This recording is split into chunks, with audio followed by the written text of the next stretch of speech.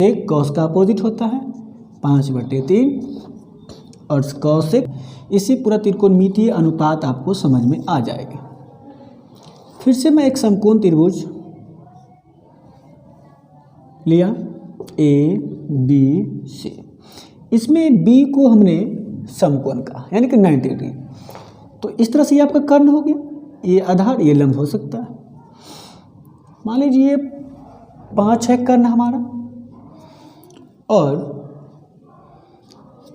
लंब हमने कौन सी की बात अगर करें तो 3 ले लिया, ये फाइंड करना है। तो देखिए कैसे फाइंड करें।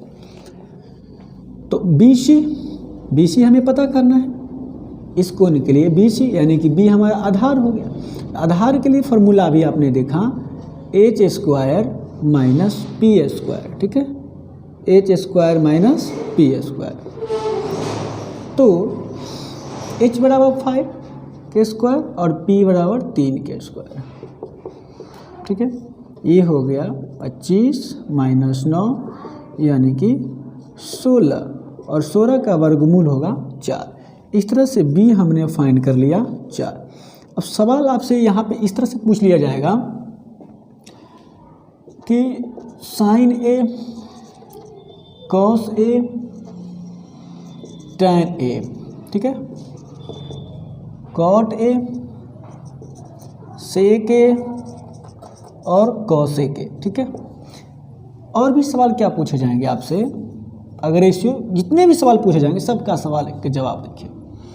ए के लिए इस कोण के लिए पूछेगा, तो अगर सी के लिए पूछते हैं साइन सी कॉस सी टैन सी कॉट सी सेक सी, इसी प्रकार कॉसेक सी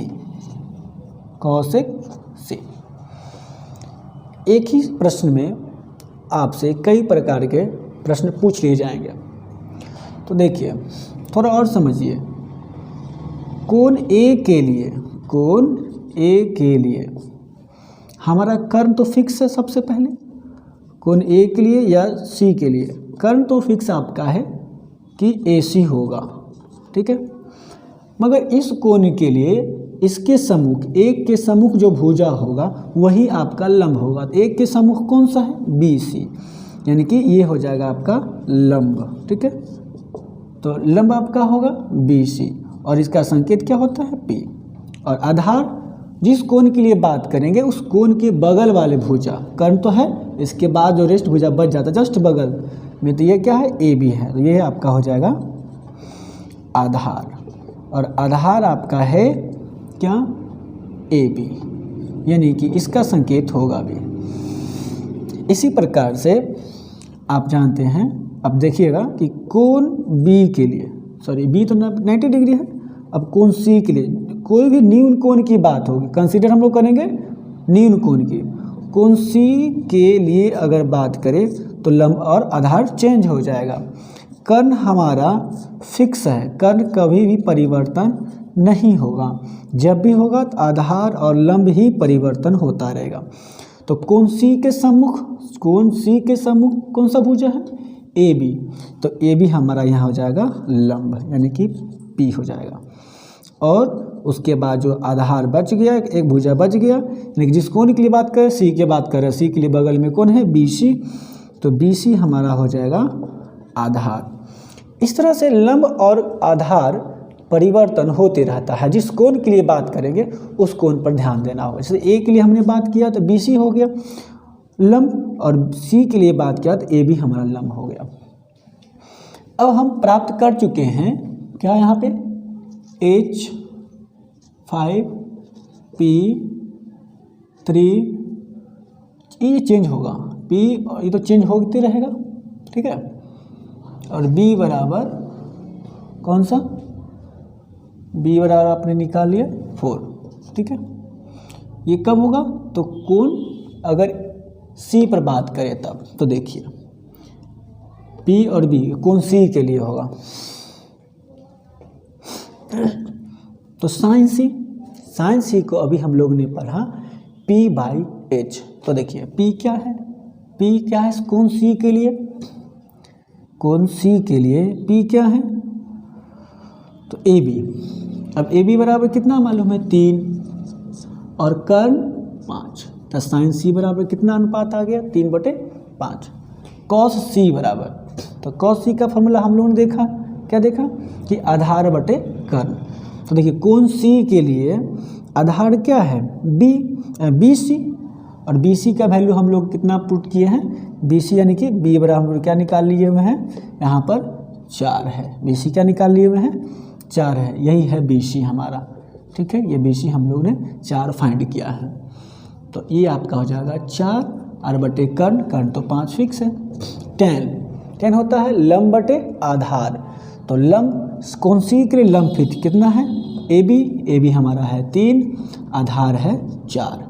कॉट, tan का उल्टा होता है कॉट, आधार बटे लंब, आधार है इसका 4 और ये 3। सेक कॉस का उल्टा होता है, कॉस हमारा क्या है 4/5, तो ये आ जाएगा 5/4। और कॉसेक होता है साइन का अपोजिट, तो ये हो जाएगा 5/3, ठीक है।